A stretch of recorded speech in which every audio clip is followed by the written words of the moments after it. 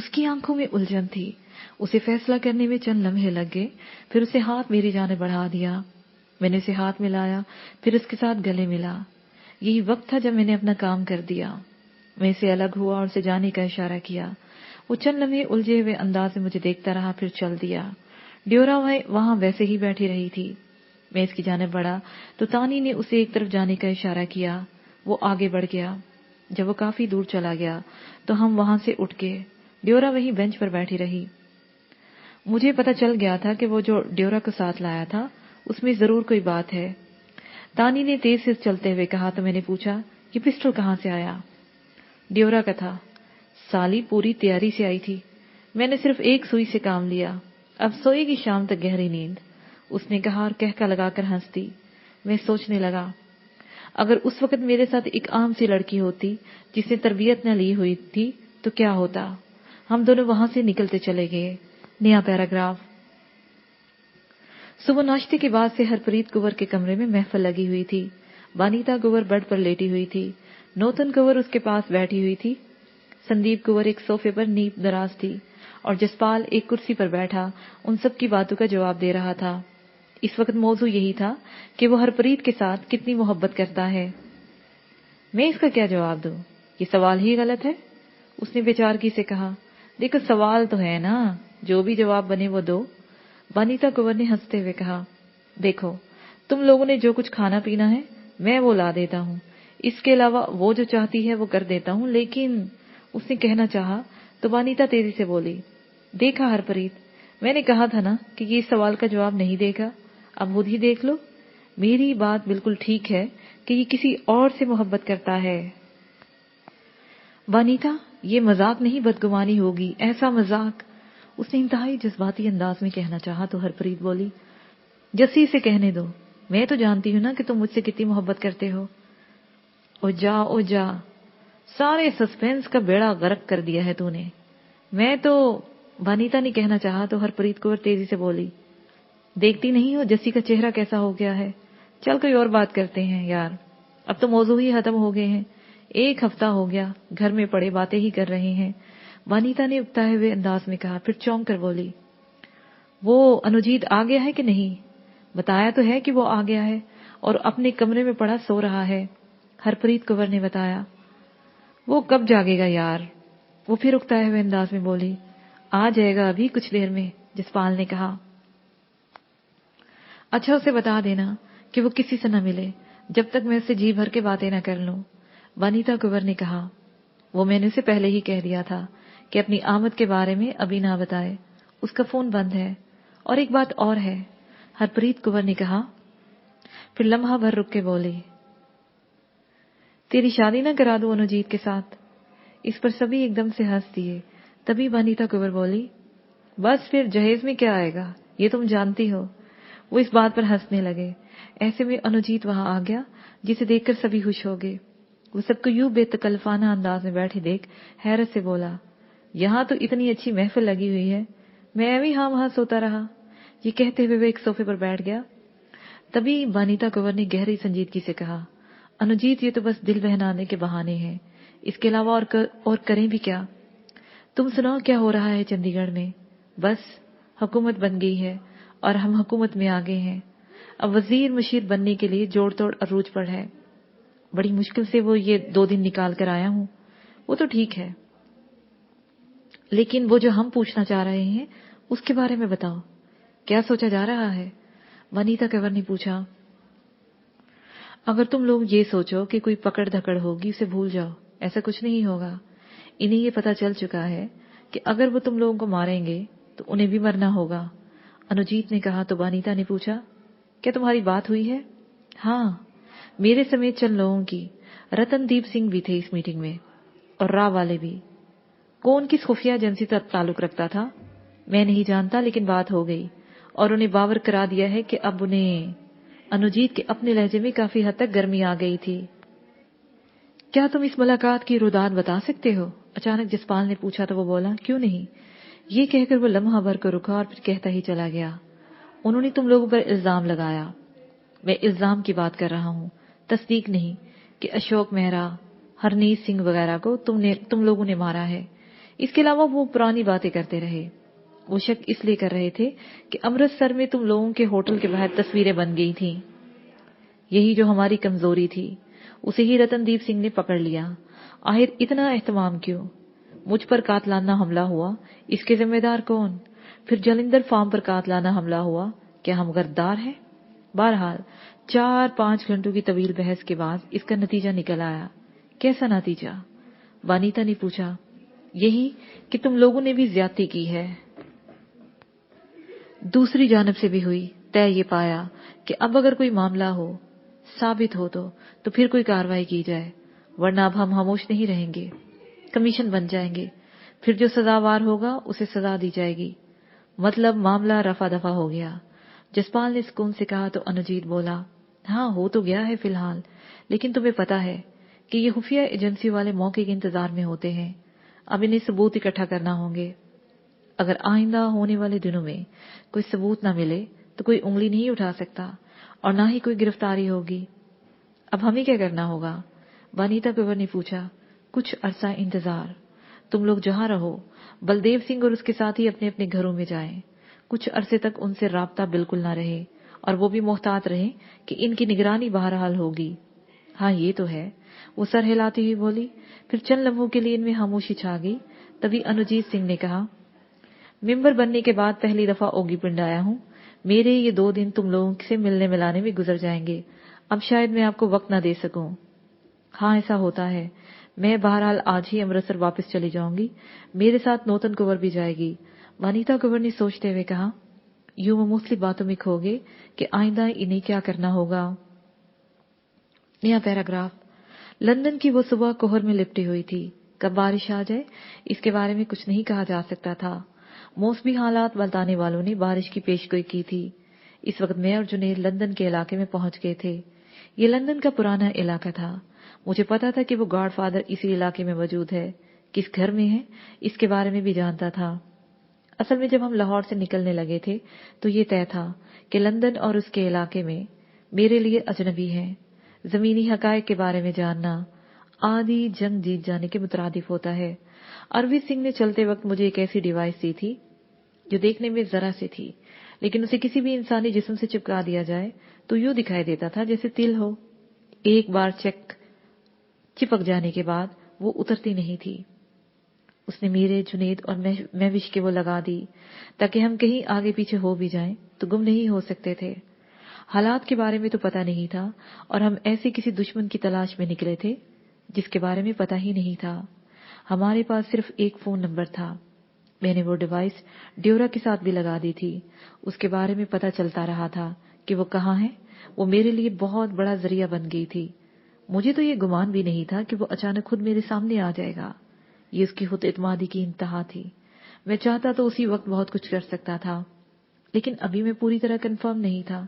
दूसरा, मैं उसके काम के तरीकेकार के बारे में जानना चाहता था और तीसरा, वो खुद मेरे पास ऑफर लेकर आ गया था। उसने ऐसा क्यों किया? हालांकि वो जानता था मैं इसका दुश्मन हूं, उसे नुकसान पहुंचा सकता हूं। उसके पीछे जरूर कुछ था। ये मेरी छठी हिस्स मुझे बता रही थी। शायद लाशौरी तौर पर यह सब मेरे जहन में था। इस वक्त मेरा रवैया ऐसा क्यों हो गया था मैं खुद नहीं एहसास था। दूसरा, मुझे ये ज़म था कि लंदन में मेरे जो राब्ते हैं, जिन्होंने मुझे अपनी निगाहों में रखा हुआ था, वो मेरी सिक्योरिटी पर मामूर हो चुके थे। उन्हीं में से कुछ लोग उसके पीछे लग गए थे। इसी बिना पर मैंने उसे चैलेंज दे दिया कि उसे 24 घंटों में तलाश कर लूंगा। मेरी सिक्योरिटी पर मामूर लोग नाकाम हो गए थे। ड्योरा वहीं बेंच पर बैठी रही थी। उसे अस्पताल वाले उठाकर ले गए थे, जबकि वो उन्हें जुल देने में कामयाब हो गया था। वो जहां जहां फिरता रहा, उसके बारे में अरविंद सिंह मुझे बताता रहा। सुबह होते ही मैंने सबको अलर्ट कर दिया और इस वक्त हम उस घर के करीब एक रेस्टोरेंट में जा बैठे। मुझे पूरा यकीन था कि जिस तरह वो कल से अपनी जगह तब्दील कर रहा है, वो जरूर यहां से भी निकलेगा। मैंने महसूस किया था कि लंदन में भी तबकाती दर्जाबंदी है। गोरे एक ही इलाके में रहना पसंद करते थे और उनमें हाल ही में कोई गैर गोरा होता, और ऐसे इलाके जहां एशियाई लोग रहते थे वहां हाल ही में कोई गोरा दिखाई देता था। इस रेस्टोरेंट में भी मुझे कोई एशियाई दिखाई नहीं दिया। हम वहां बैठे बिल्कुल अलग से दिखाई दे रहे थे। ये खतरनाक बात थी। हमें वहां 1 घंटे से ज्यादा बैठना पड़ा। तभी मुझे पता चला کہ वहां उस घर से एक शख्स पैदल निकला है। जैसा मैंने इन्हें बताया हुआ था, मैं भी रेस्टोरेंट से बाहर आ गया। मेरे साथ जुनैद था। मैंने देखा वो सड़क के पार गली के सिरे पर था। वो दाएं तरफ सड़क के फुटपाथ पर मुड़ गया और चलने लगा। मैंने सड़क पार की और कुछ देर बाद उसके करीब जा पहुंचा। जैसे ही मैं उसके बराबर चढ़ा, उसने इधर उधर देखे बगैर कहा, मैं जानता था कि तू मुझे तलाश कर लेगा। मैंने छुपने की कोशिश भी नहीं की, इसलिए सुकून से रहो, मैं तुमसे बहुत सारी बातें करना चाहता हूँ। उसे चलते हुए सामने देखते हुए कहा, तो फिर कहाँ बातें करें? मैंने पूछा, जहां तुम चाहो। उसने जवाब दिया, मेरे साथ चलोगे? मैंने पूछा, बिल्कुल। उसने जवाब दिया, आओ फिर। मैंने कहा और रुक गया। वो भी रुक गया। मैंने जुनैद को इशारा किया। वो कार करीब ले आया, जिसकी ड्राइविंग वहां का एक मुकामी पाकिस्तानी निजात कर रहा था। मैंने उसे बैठने का इशारा किया। वो बैठ गया और हम चल पड़े। जुनैद ड्राइवर के साथ बैठा हुआ था। किसी भी हंगामी सूरत हाल के लिए वहां के लोगों ने एक जगह बनाई हुई थी जहां किसी को भी ले जाकर पूछताछ की जा सकती थी। तकरीबन 1-1.5 घंटे के सफर के बाद हम एक ऐसे इलाके में आ गए जहां बहुत कम आबादी थी। इस दौरान हम यूं खामोश रहे जैसे हमारे दरमियान आसाबी जंग चल रही हो। वो किसी लाड का किला नुमा घर था जहां सिवाय चंद लोगों के कोई नहीं रहता था। वो लाड न जाने कब उसे बेच गया था। वो जिंदा था या नहीं, किसी को मालूम नहीं था। पोर्च में कार से उतरे तो दाखिली दरवाजे के पास चंद लोग खड़े हुए थे। वो गॉड फादर दाखिली दरवाजे के बाहर ही खड़ा हो गया और बाजू उठा दिए। इसका साफ मतलब था कि वो अपनी तलाशी देना चाहता था। वो लोग आगे बढ़े, उन्होंने तलाशी दी और वो राहदारी में चला गया। मैं उसकी इस कदर ताबेदारी को समझने की कोशिश कर रहा था। उसने एक जेंटलमैन की तरह अपना कोट उतार दिया, फिर हमारी तरफ देखने लगा। वहां पर मौजूद एक शख्स ने सामने सीढ़ियों की जानिब इशारा किया जो काफी बड़ी थी। हम उस पर चढ़ने लगे, यहां तक कि एक ऐसे कमरे में आ गए जिसकी खिड़की से बाहर का मंजर देखा जा सकता था और इसी खिड़की से रोशनी अंदर आ रही थी। हम सोफों पर आमने सामने बैठ गए। वो किसी सोच में खोया हुआ था। फिर अचानक उसने अपना सर उठाया और मेरी तरफ देखकर बोला, जमाल, मैं तुम पर ये रोब झाड़ने की कोशिश नहीं करूंगा कि मैं कितना ताकतवर हूं और मैं क्या कुछ कर सकता हूं, या मैं अब भी चाहूं तो मैं यहां से बड़े आराम के साथ जा सकता हूं। मुझे ये बातें नहीं करनी, मैं कुछ और ही बातें करना चाह रहा हूं। कहो, मैं सुन रहा हूं। मैंने कहा, जमाल, मैंने तुम्हें पहले भी बताया है कि मैं तुम्हें खुद यहां तक लेकर आया हूं। एलेक्स का बेटा टॉम अभी इतनी हैसियत नहीं रखता कि वो कोई आलमी गेम कर सके। उसके पीछे कुछ दूसरे लोग हैं। मैं नहीं चाहता उनका तजर्बा कामयाब हो। वो अब भी काम कर रहे हैं, लेकिन बहुत जल्द खत्म हो जाएंगे। मैं तुम्हें इससे पहले का जानता हूं। अब सवाल यह है कि मैं ये ताल्लुकदारी क्यों रखना चाहता हूं। उसे मेरी जानब देखते हुए कहा, जाहिर है ये सवाल तो बनता है। मैंने बोला, इस सवाल का जवाब देने से पहले मैं तुम्हें अपने बारे में बताना चाहता हूं। मेरी सरगुज़श्त में तुम्हें जवाब मिल गया तो ठीक, वरना मैं साफ अंदाज में बता दूंगा। उसने गहरी संजीदगी से कहा, मैं सुन रहा हूं। मैंने सोफे पर फैलते हुए कहा, तो वो भी इजी हो गया। नया पैराग्राफ। मेरा नाम राशिद महमूद है। मैं अपने वालिदैन का इकलौता हूं। मेरे एक ताया थे जिनकी औलाद में 3 बेटियां और बेटा सिर्फ एक ही था। वो बड़ी थी और जीनत मुझसे छोटी थी। मेरा ताया सफदर अली मुझसे बड़ा प्यार करता था। चूंकि एक ही घर में रहते थे, इसलिए बचपन से ही मैं अपनी कजन को बहन ही तस्वर करता था। बड़े ही खुशगवार माहौल में जिंदगी गुजर रही थी। लाड, प्यार और मोहब्बत में हमारी परवरिश होती रही। हम सुकून से तालीम हासिल करते हुए बढ़ते गए। हुआ यूं कि मैंने पंजाब यूनिवर्सिटी में दाखिला ले लिया। मैं अपनी मस्ती में रहने वाला बंदा था। मैं अपनी मौज में रहता था। ना मुझे तलबा सियासत से कोई गरज थी और ना ही मजहबी तलबा तंजीमों से कोई मतलब। हॉस्टल में मेरे चंद ही क्लास फेलो दोस्त थे। मैं उन्हीं के साथ खुश था। मेरी पढ़ाई का 1 बरस बीत गया। इस दौरान सिर्फ एक वाकया हुआ। वो ये था कि तलबा तंजीम जो खुद को मजहबी तंजीम भी गर्दानती थी, उनके चंद लोग मेरे पास आए और उन्होंने मुझे चंदा मांगा। मुझे ये तो पूरी तरह पता था कि ये चंदे के नाम पर भत्ता है जो हर तालिब इल्म से वसूल किया जाता है। मैंने चंद रुपए इन्हें दे दिए। उन्होंने अपने पास लिस्ट देखी। मैंने जो चंदा दिया था वो इस लिस्ट में दर्ज रकम से कहीं कम था। मुझे इतने ही देने के लिए कहा गया तो मैंने देने से अक्सर इनकार कर दिया। उन्होंने फौरी तौर पर कुछ नहीं कहा, वापस चले गए। बात आई गई होगी। अगले बरस मेरी कजन जीनत ने यूनिवर्सिटी में दाखिला लिया तो उसकी तमाम तर जिम्मेदारी मुझ पर डाल देगी, जिसे मैंने बाहोशी कबूल कर लिया। यूनिवर्सिटी में वो मेरे दूसरे बरस के आखिरी अयाम थे। मैं अपने कमरे में अकेला था। शाम का वक्त था। हॉस्टल में उसी तलबा तंजीम का जो पहले वाला ओहदेदार था वो बदल गया। उसकी जगह नया आ गया था। वही नया ओहदेदार अपने साथ चंद लड़कों को लेकर आ गया। उसे बगैर किसी तमहीद के मुझे कहा कि तुम्हारी तरफ इतना चंदा बनता है जो तुमने 2 बरस में अदा नहीं किया, इसलिए 2 दिनों में वो चंदा दे दो, वरना तुम्हारे साथ क्या हो सकता है तुम्हारे तसव्वुर में भी नहीं होगा। मैंने इनकी धमकी नजरअंदाज कर दी। अगले दिन मैंने जीनत को साथ लिया और घर चला गया। 1 हफ्ते के बाद हम वापस लौटने लगे तो जीनत ने मुझसे मशवरा मांगा। भाई, मैंने तुम्हें बताया नहीं कि मेरी क्लास का एक लड़का है। वो मुझसे मोहब्बत के दावे करके मुझे बदनाम करने की कोशिश कर रहा है। मुझे बताया नहीं तुमने, खामोश क्यों रही हो? मैंने उससे सख्त लहजे में पूछा। मैं खामोश इसलिए हूं कि जब मैंने उसे कोई रिस्पांस नहीं दे रही तो चंद दिन भौंक कर खामोश हो जाएगा। दूसरा, वो तलबा तंजीम का एक बड़ा ओहदेदार भी है। मैं नहीं चाहती कोई ऐसी वैसी बात हो जाए। उसने रूहान से होकर कहा, अब क्यों बता रही हो? मैंने पूछा। इसलिए कि मैं जाऊं ही ना यूनिवर्सिटी, अब्बा को बताऊं ही ना, या सब कुछ बता दो, मुझे कुछ समझ नहीं आ रहा। उसने उलझते हुए पूछा तो मैंने कहा, तुम चलो यूनिवर्सिटी, वहां चलते हैं, देखा जाएगा, मैं ठीक कर लूंगा सब। मैंने उसे तसल्ली दिलासा दिया और अपने साथ यूनिवर्सिटी ले गया। मैंने जीनत को हॉस्टल छोड़ा और खुद उस तलबा तंजीम के बड़े के पास चला गया। उसे सारी सूरत हाल बताई। उसे बड़े सुकून से सुनी। फिर मुझे इत्मीनान रखने का कहकर वापस भेज दिया। 3 गुजरे थे।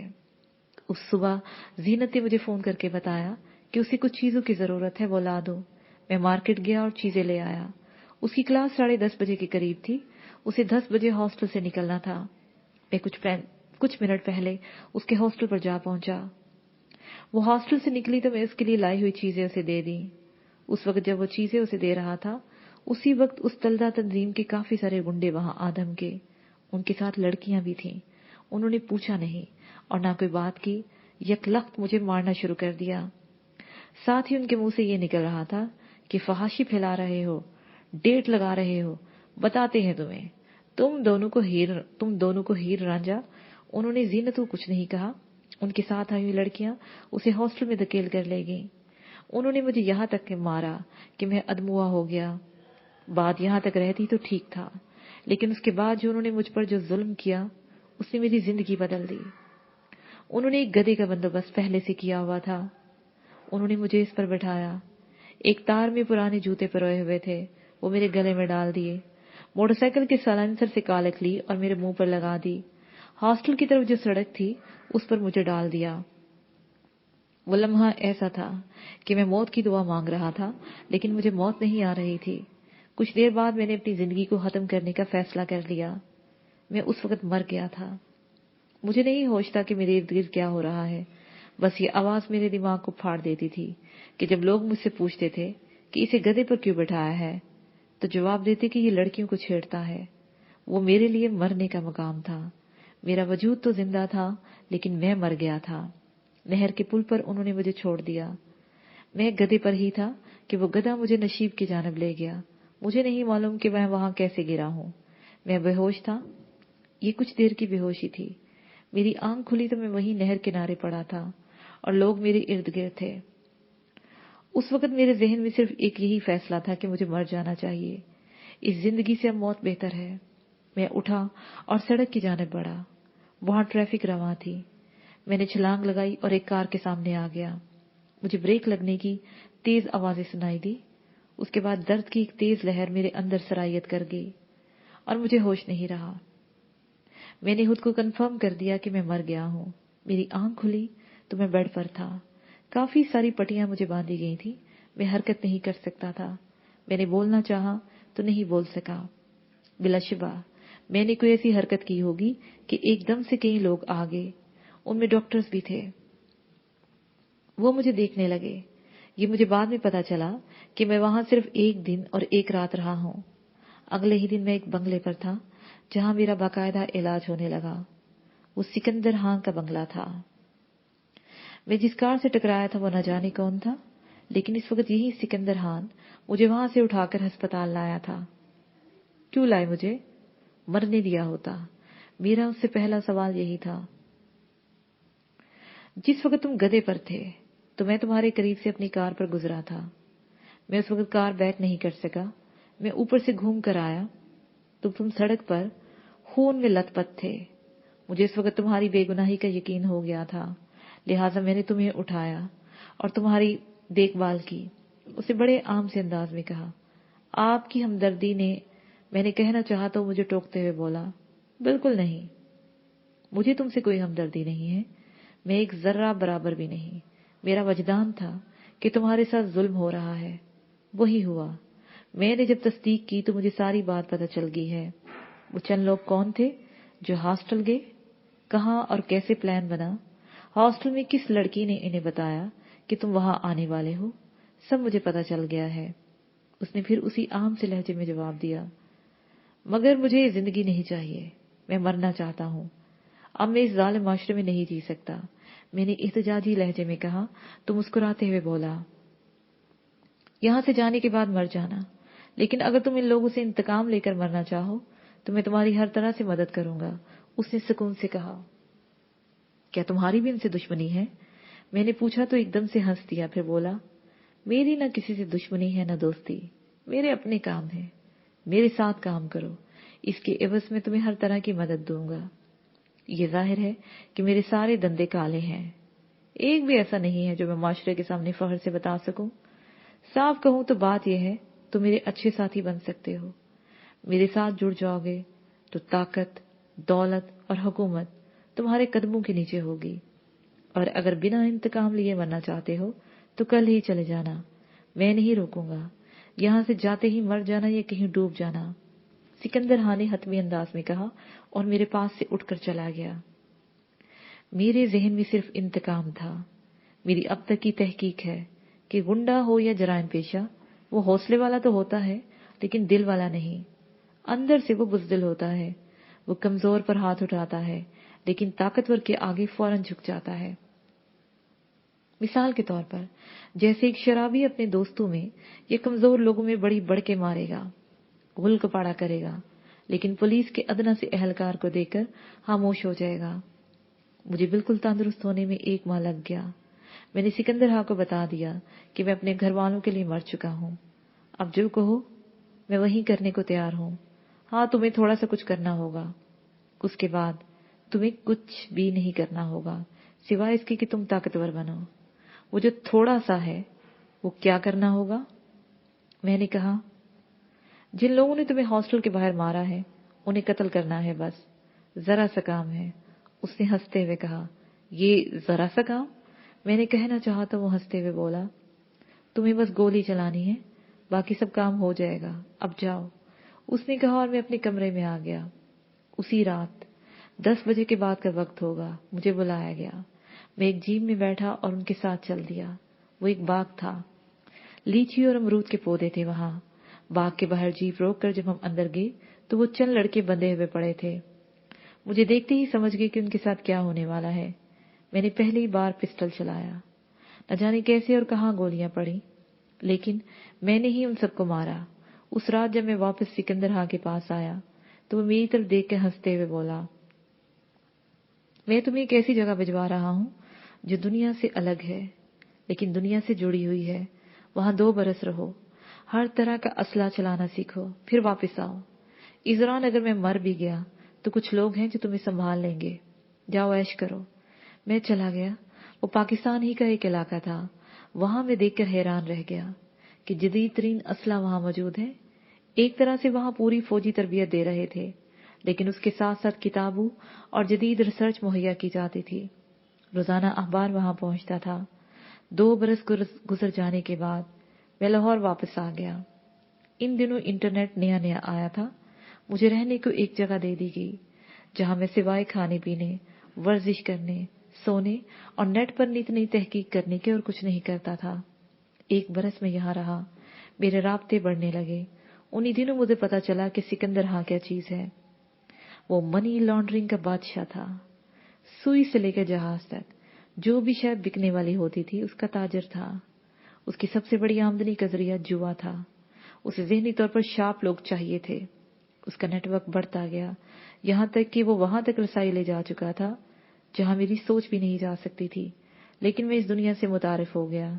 मैंने ये समझ लिया कि दुनिया को जिस तरह चाहे इस्तेमाल किया जा सकता है। एक दिन सिकंदर हाँ ने मुझे अपने पास बुलाकर कहा, तुम्हें अपने दुश्मन याद है? क्यों नहीं, मैं उन्हें भूला हूं और ना ही उन्हें भूल सकता हूं। वो मुझे हर पल याद रहते हैं। देखो, दुश्मन को कई तरह से मारते हैं, साजिश करके, ये सामने आकर ललकार कर, वक्ती तौर पर सबक देकर थोड़ा बहुत, या फिर ऐसे कि दुश्मन तो जिंदा रहे लेकिन वो मरा हुआ हो, उसे हर पल अपनी बेबसी का एहसास हो। ये सबसे बड़ा और प्यारा इंतकाम होता है। दुश्मन को वक्त देने के लिए 3 बरस बहुत होते हैं, लेकिन मैं कहता हूं अभी नहीं। सिर्फ उनके बारे में जानो, मालूमात रखो और ऐसी जरब लगाओ कि वो हमेशा के लिए तड़पता रहे कि उसने ऐसा जुल्म किया ही क्यों था। मैं समझ गया कि आप क्या कहना चाह रहे हैं। मैंने कहा तो वो बोला, इंतकाम की आग को अपनी जद्दोजहद का ईंधन बनाओ। उसने कहा, तो मैं समझ गया कि वो मुझसे क्या चाहता है। मुझे क्या करना है वो मैं समझ गया। आप क्या कहते हो? दरिया बह रहा है, इसमें हाथ ही नहीं धोने बल्कि पूरी तरह नहा लो। उन दिनों हीरोइन का ऐसा नशा सामने आया जिसने इंसानी जिंदगी तो तबाह करनी ही थी। आलमी ताकत का ये हथियार भी बन गया। जैली डॉलर, हीरोइन की पैदावार में सरमाया और उसकी हिफाजत, असला की खरीदो फरोख्त हीरोइन के साथ होने लगी। इसके साथ साथ सियासी हथकंडों में भी यही जहर इस्तेमाल होने लगा। इसके बलबूते पर अंधी कुव्वतों को फरोग दिया जाने लगा, जिससे मनी लॉन्ड्रिंग का बिजनेस फैलने लगा। प्राइज बॉन्ड से लेकर क्रिकेट तक का जुआ अरूज पकड़ने लगा और उसने एक जमाने को अपनी लपेट में ले लिया। रेस के घोड़े की जगह क्रिकेटर ने ले ली। उसके साथ साथ अंधी कुव्वतें इस तरह परवान चढ़ने लगी कि दहशतगर्दी बढ़ने लगी। जुर्म की दुनिया इन हालात को अच्छा ख्याल किया जाने लगा। फिर जुर्म बढ़ता ही चला गया। इंसानियत तड़पने लगी और मौत के सौदागर जिंदगी का सौदा करने लगे। जुर्म की इस फैलाव में जदीद आलात ने बड़ी मावनत की। अंडरवर्ल्ड ने इसे खूब इस्तेमाल किया। एक आम से फोन से लेकर कंप्यूटर और सैटेलाइट सिस्टम तक से इस्तेफादा किया गया। साम्राज्य निजाम ने एक नया नकाब ओढ़ लिया। मैंने खुद को हालात के धारे पर छोड़ दिया था। अगले 13 बरस मैंने पूरी दुनिया घूमी। अंडरवर्ल्ड का जो आलमी नेटवर्क है, न सिर्फ उसका हिस्सा बन गया बल्कि उसमें से एक अहम ताकत माना जाने लगा। मुझे अंदाजा ही नहीं था कि मैं इतना ताकतवर हो जाऊंगा। 15 बरस से ज्यादा इस दुनिया में गुजर गए। मैं कुड़ता था।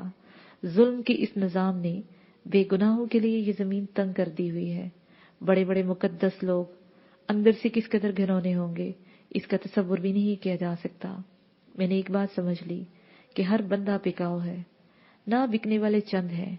ये सोच गलत है कि दौलत से हर चीज खरीदी जा सकती है। दौलत के बगैर लोग मोहब्बत में भी बिक जाते हैं, अपना आप वार देते हैं। मगर मैंने कभी किसी ऐसे बंदे को नहीं आजमाया।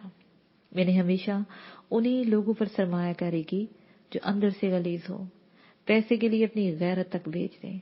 इस दौरान मैंने अपनी अलग से दुनिया बनाना शुरू कर दी। लोगों का पैसा लोगों पर ही खर्च होता था। सिकंदर हाँ इस दुनिया में नहीं रहा था। मैं इस दुनिया से ही गायब हो गया अपनी दुनिया तहलीक करने के लिए। 20 बरस बाद जब मैं लाहौर में वापस गया तो मैंने एक नई दुनिया तहलीक कर चुका था। मैं अपने खानदान का जिक्र इसलिए नहीं कर रहा कि मैंने उनसे नाता ही नहीं रखा। मैं उनके लिए मर चुका था। मेरे वालिदैन इस दुनिया में नहीं रहे थे। ताया भी अल्लाह को प्यारे हो गए थे। कजन थे, लेकिन जीनत नहीं थी। वो मेरे दुख में अपनी सांसें खो बैठी थी। उसे यही गम ले बैठा था कि ये सब उसी की वजह से हुआ। हालांकि बहुत बाद में मुझे समझ आई कि दुश्मन तो ये समझ रहा होता है कि वो कामयाब हो गया, लेकिन रब ताला ऐसे हालात बना देता है कि वक्ती तौर पर बड़ी जिल्लत आमेज शिकस्त लगती है, मगर वो बहुत बड़ी फतह की बुनियाद बन जाती है जो बाद में जिंदगी संवार देती है। इसके साथ ही ये पार्ट अपने इख्तिताम को पहुंचा।